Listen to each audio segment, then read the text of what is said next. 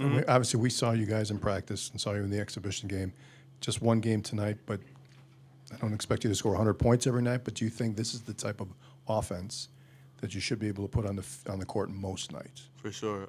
We knew going in that we were going to be able to score and get what we wanted offensively, but it's the defense side that we got to focus on now. We got Tennessee coming in on Friday, so we just got to tighten up things on defense, get in the gas better and rebound a lot better. So I think that's what we got to tighten up on and stop fouling. We fouled way too much tonight. So. Right up front here. I'll go ahead, and then one more over in the middle. Go ahead. Chucky, today, 20 points, 6 assists. It seemed like in the first half you were looking to pass the ball a lot. Second half, in the early stretch, you scored. How have you looked to improve your decision-making? And overall, how has kind of the involvement of your team's offense this year helped you in getting comfortable? Sure. I kind of noticed that that I get going by just kind of easing my way into it. Last year I tried to force way too much, especially early into the game. So I just gotta let things flow into it. Get the offense going. AJ had it going on in the first half, and that's what we love. What we wanted to see, and just get the ball moving fast enough. Keep pushing up the court, and that's what we want to do offensively. Right in the middle, guys. Chucky, on that note, I mean, it seemed like, once you settled in, in the exhibition too, you kind of went to the isolation a few possessions in a row, trying to get some points, I guess, in bunches, I guess. Like, what are you looking for on those multiple looks in a row, and I guess how you feel like those isolation looks are going? For sure. The defense expects me to kind of be that main scorer, but me, I'm just a facilitator at first, and, when the defense kind of lightens up, I kind of get that feeling, and I'm able to attack and catch them off guard and get downhill. That's why I feel a lot better this year. I'm more athletic, more quicker, can get by defenders and finish above the rim. Jocko in the back. Max, I'm not sure if surprised is the right word, but that's the word I'm going to use. Are you surprised at how well you guys played as far offensively and put up 105 points? It's a new record for the Kohl Center, but it had to be pretty exciting for you guys to keep seeing the ball go in.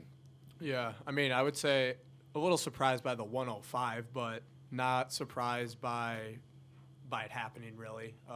Just through working in the offseason in the summer, you could feel it through the whole time. There's just a different sense of urgency this year, different sense of we got to go get it. So, coming out here for the first game, we were all ready to go. So maybe the number 105, when you look at it, it's a little surprising, but when you put all the work and things that go into it, it makes sense. Let's go ahead, Ben.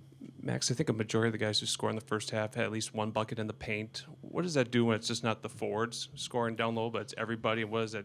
How much more diverse does that make you guys offensively? Yeah, I think you could really see it in the second half, what they had to go to. They went to a lot of 1 through 5 switching and just caused a lot of chaos with them in the first half, just in terms of our guards being able to cut hard, get to the block, and be able to score inside, which is going to open stuff up then for our fives when they get on the block as well. So I think, just making an effort to get there, attack the rim early, get to the free throw line, parade there like we always say and always want to do.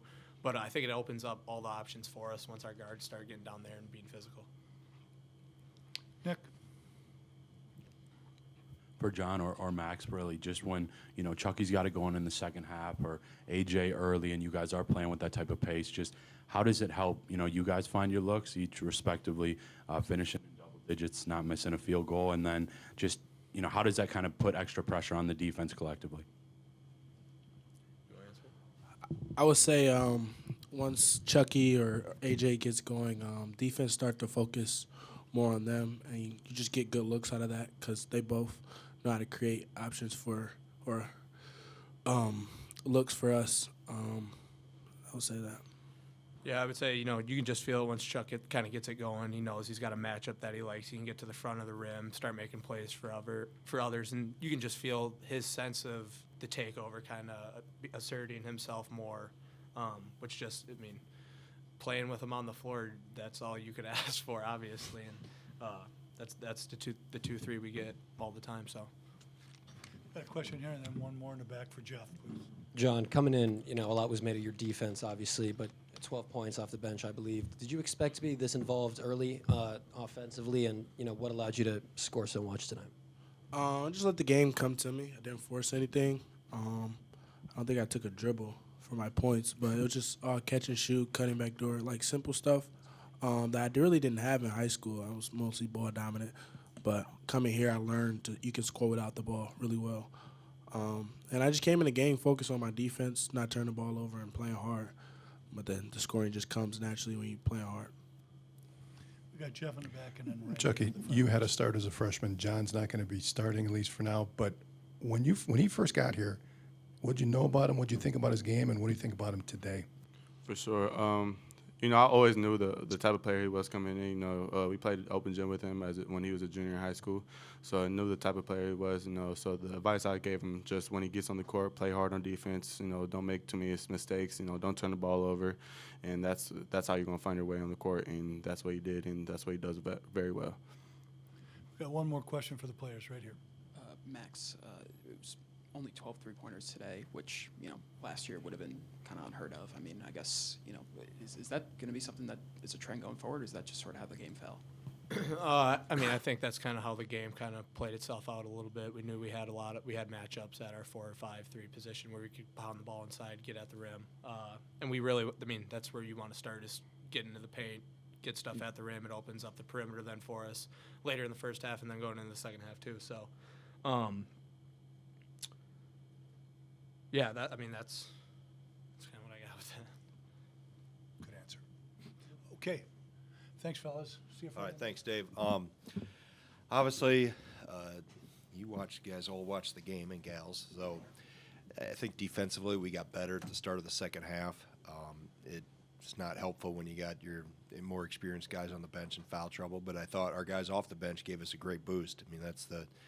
We've thought that depth would help us, and here we are in game one, and it already showed. So better in the second half, even though as I referred to us, I think, as Swiss cheese at halftime in the locker room. Neither half did they get over a point per possession. So they were below one both halves.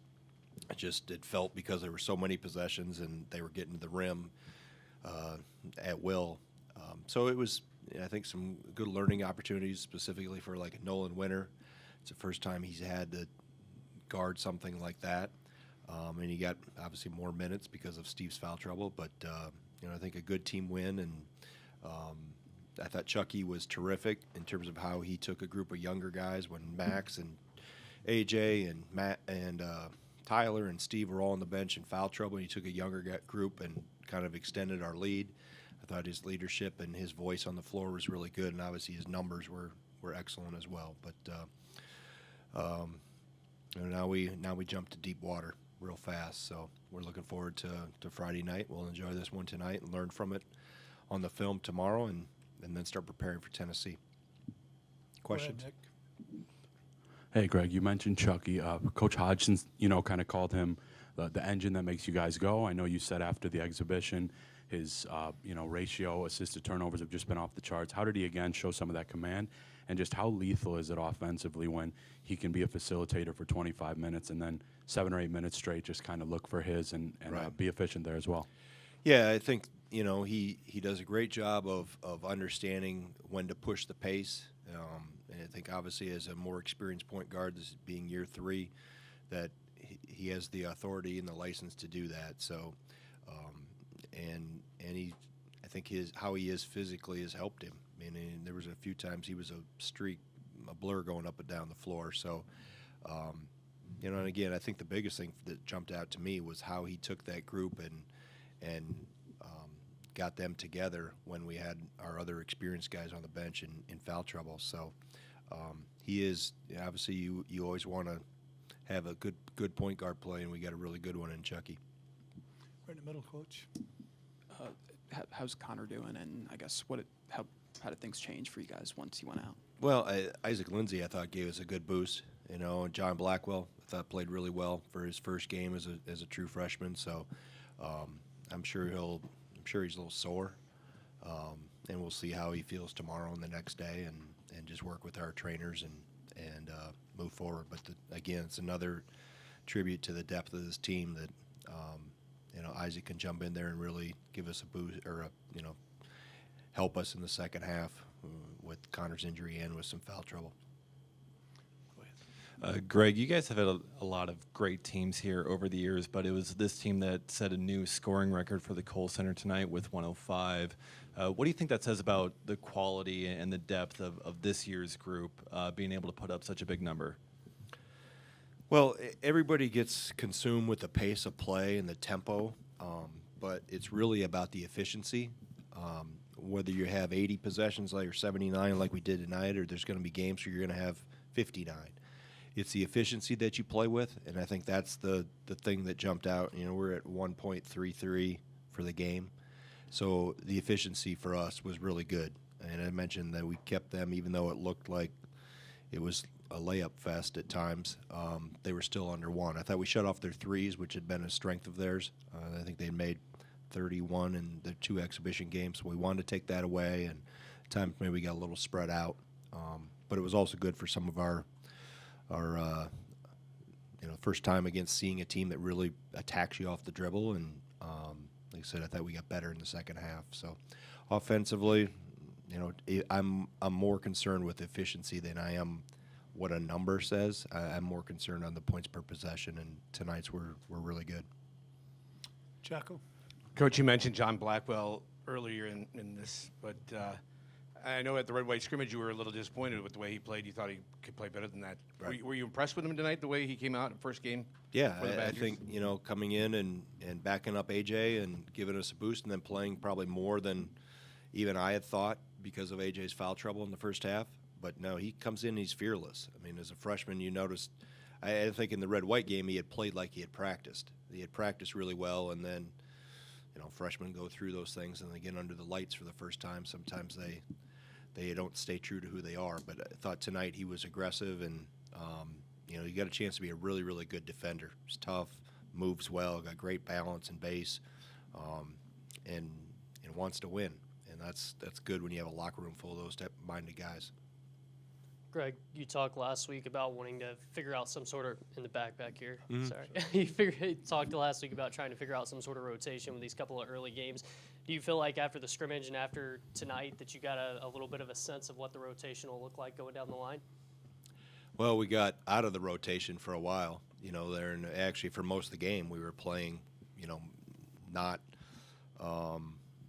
maybe as I had planned it, but that's the flow of a game with foul trouble, and you get Connor gets banged up. So I think it's going to be a while before tonight's probably not a normal feel for a game just because of the fouls and the pace of it. But like I said before, it's nice to know that I can go to a Marcus Ilver and a Lindsey and a McGee and a Blackwell and a Winter and a Gilmore. I mean, they just keep going on the bench, and guys help. They're ready to contribute, and that's the mark of a start of a good team when you have that many guys that are willing to help us out. Got Ben? Greg, you talked in the offseason about needing this team to be more active in the post and get to the free throw line more. I know you're going to go through the tape and find things, but initial impressions, do you think your group did well in those 2 departments tonight? For the most part, I thought we did it in spurts. I thought we did it early. We went away from it for a bit before we got to a media timeout and reminded them where we needed to go back again. But to have 56 points in the paint is good. Obviously, that doesn't all come from direct post touches. That's driving it. That's playing in transition some too. So, we need to continue to, pound the ball in the paint and play from there. That's how you get your best threes, and that's how you get to the foul line, is by playing aggressively at the rim. And then Jeff in the back. Go ahead. Coach, we saw a lot of different rotations today, but 2 players I don't think we saw play together were Nolan Winter and Stephen Carell. Mm-hmm. Did you consider playing those 2 guys together at No. some point? No. Did you see their lineup? Yeah. And second part, do you envision with the different lineups that you might face Maybe. later on that you might? Yeah, maybe. Yeah. Too big lineup is not what you want to throw out against 4 guards with the ball coming downhill that fast. We had a hard enough time with 1 big guy on the floor. But I Correct. appreciate your question. You do have to ask. I understand it. Yes, I'll play them together at some point. I'd love to, because they play really well together. Jeff? Greg, you mentioned points in the paint. Do you think this team is at least showing signs early of having guys who are good at cutting to the rim and having other guys with the ball like Steven or Tyler who are good at recognizing that and getting them the ball in scoring position. Yeah, that, and when we do touch the post, I think we've got guys that are very unselfish and have a really good feel for how to find perimeter shooters open. We got a couple of those two off post feed kickouts, which is always one of the better playmaking positions to touch it. But yeah, I think there's specifically Tyler and Steve. Nolan, I think, is getting cookies done, or all right. They aren't here tonight. They were here last week. Yeah, I think we obviously need to throw it in there as much as we can, but I think you see the experience of Tyler and Steve, and even to a degree Gilly. I think his balance and his counters and those things. And Marcus is getting there. Still got to get him to finish one of those, but I like how he attacks the glass. And Nolan, I thought, was better tonight with some of his balance and his base of getting hit and taking contact. So, and then obviously you can go down to the wings and AJ and Klesmit in there. Lindsey has a 3-point play. So yeah, playing through the post is always a good thing. Let's go right in the middle, Coach. Speaking of the post, I mean, AJ seems really comfortable with that turnaround, into a fadeaway jumper, I guess. Was that something that he had when he first got here? And, how have you kind of seen him work on that? Yeah, I think, he knows how to score. I think that's the one thing that I've noticed really early with AJ is he knows how to find the basket. Just making sure we're getting good shots, but he also has an ability to create something out of nothing and can get downhill pretty well. You saw that late in the second half. I think he got isolated at the top of the key and got to the rim pretty quickly. So I think for him it's still, there's still a growing process. I think he still has so many things that he can get better at. But he's got a natural ability there to really attack and put pressure on the rim. Two more for Coach. Coach Mello Williams with Team NBS Media. Would you talk about the defensive pressure from Klesmit and Hepburn tonight? They created a lot of turnovers that led to a lot of fast break points. Would you speak about their defense tonight, Yeah, please? I think you got two experienced backcourt players that, with what Arkansas State does with a lot of slide screens and dribble drive and those things, you end up switching a lot of those actions. So they've had experience with that. So for them, it played into something they're accustomed to, typically of how we guard a lot of that action with, the positionless nature of the game right now. So I think that was the biggest thing their experience showed. And some younger guys, when we did give up things in the paint or to the rim, there was maybe at times less experienced guys. But I'm sure I can find some things for Max. I know of one for sure that he switched on to a ball handler and still gave up the strong hand. So there's always room for improvement. Final question. Nick. Go ahead, Nick. Absolutely. Thanks, Greg. I think it was Connor and Chucky up at Big Ten Media Days had mentioned just that Klesmit had taken kind of a big jump. I know you just hit on something defensively, but offensively didn't miss a shot, didn't miss a free throw. As a third, fourth, fifth option, just how dangerous is that offensively for this team? Yeah, I mean, what I've watched with Max is just how his confidence has grown, and that's led to him having a ownership voice with this team too.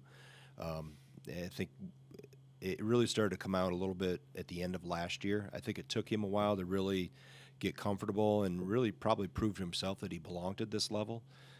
Transferring, obviously the spring prior, but how he played down the stretch and then watching how he's continued to work on specifically his body. I mean, everybody talks about what Chucky did with his body and how he's improved it. Max did, maybe not to the same degree, but has made himself quicker and I think can play for longer periods of time, those type of things, and continues to work on his game. He's been really good in ball screens in practice in terms of making good decisions, and it's nice to have multiple point guards that you can go to. I can give it to Max. I can give it to Cam for a little bit. Isaac Lindsey has done it. Blackwell's done it at times, and obviously we got a really good one in Chucky. Okay. Thanks, All right. Coach. All right, thank you. Appreciate you.